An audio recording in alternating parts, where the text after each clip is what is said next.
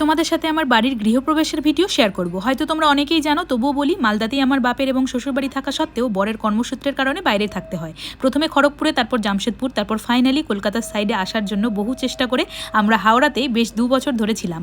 তারপর যখন মনে হলো আরও কিছু বছর এখানেই থাকা হবে, তখন ভাবলাম আমরা এখানেই একটা নিজেদের বাড়ি কিনে ফেলি। মানে ওই ফ্ল্যাট বাড়ি, কলকাতার মতো জায়গাতে যেরকম জায়গার দাম, তার সাথে যা ক্রাইসিস, সেখানে ফ্ল্যাট কেনা ছাড়া আমাদের মতো মধ্যবিত্ত লোকের উপায়ও নেই। তাই বেশ কিছুদিন ভাবার পরেই আমি আর আমার বর মিলেই নিয়ে নিলাম এই ফ্ল্যাটটা, যেটার আজ গৃহপ্রবেশ। দিনটা ছিল 22শে মে, আমাদের লাভ অ্যানিভার্সারি, মানে ওই আমার হ্যাঁ বলা বা ধরো ভালোবাসার শুরুর দিন।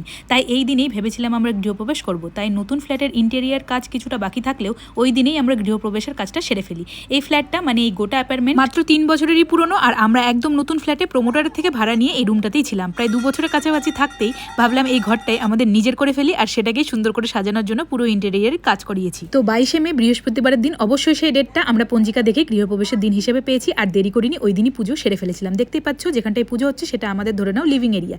এখানে বলি এইটা কিন্তু 1 BHK। এবার অনেকেই বলবে যে নিলেই যখন, তো 2 BHK নিলে না কেন? তাদের বলি, আমার বর আগেই, মানে বিয়ের আগে একটা ফ্ল্যাট যাদবপুরে কিনে রেখেছে, যেটা 2 BHK, যার পাশাপাশি আমাদের কোনো কাজের স্থান না থাকার কারণে ভাড়ায় দেওয়া রয়েছে। তাই ভবিষ্যতে যখন জায়গার দরকার পড়বে আর আমরাও যদি চাই, তাহলে সেখানে শিফট হয়ে যেতে পারবো। এছাড়া তোমরা চাইলে ভগবানের আশীর্বাদে হয়তো আরও একটা বড় জায়গায় নিতে পারবো। যাই হোক, ওই দিন আমি আর আমার বর সকাল থেকে উপোস করেছিলাম। লগ্নটা পড়েছিল দুপুর 12টার পর, তাই পুজো শেষ হতেই বিকেল 4টা বেজে গেছিল। মা, শাশুড়ি, কাকিমা, মাসি সবাই মিলে পুজোর আয়োজন করেছিল, আর পুজোটা বেশ ভালোভাবে হয়েছিল। এদিকে দিনটা ছিল প্রচণ্ড গরম। আমি পুজোতে ব্যস্ত থাকার কারণে আমার ছোট্ট বাচ্চাটা প্রায় কান্নাকাটি করছিল, তাই তাকে কোলে নিয়ে আমি মাঝে মধ্যে থামাচ্ছিলাম, আবার অঞ্জলি, পুজোর কাজ, এই সব কিছু করছিলাম। সব পুজো শেষে যজ্ঞটা হলো একটা খুব ইম্পর্টেন্ট বিষয়, আর এইটা দেখতে আমার বর ভীষণ ভালোবাসে। ও ভিডিও করে মজা নিচ্ছিল, আর আমি এইদিকে গরমে তার সাথে ধোয়াতে প্রায় চোখের জল নাকের জল এক হয়ে গেছিল।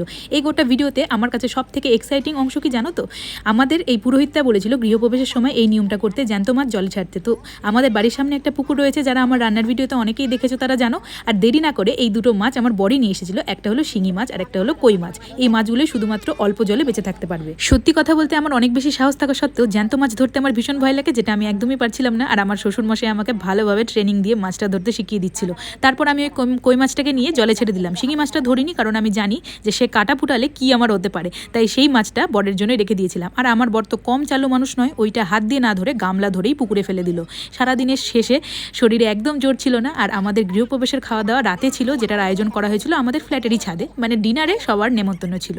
তো সন্ধে হতেই আমার সব ফ্যামিলি মেম্বাররা মিলে এবং ফ্ল্যাটের লোকজনকে সঙ্গে করে নিয়ে খাওয়া দাওয়া, গল্প, মজা বেশ ভালোভাবেই সব কিছু চলছিল। তবে আমার সেজেগুজে সেখানে বসে খাওয়ার ক্ষমতা এবং ইচ্ছে কোনোটাই ছিল না।